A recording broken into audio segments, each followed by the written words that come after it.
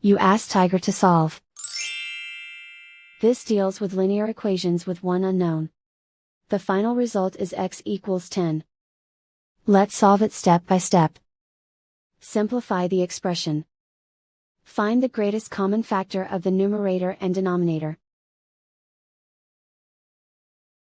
Factor out and cancel the greatest common factor. Isolate the x. Multiply both sides by 300. Group like terms. Multiply the coefficients. Simplify the fraction. Multiply the fractions.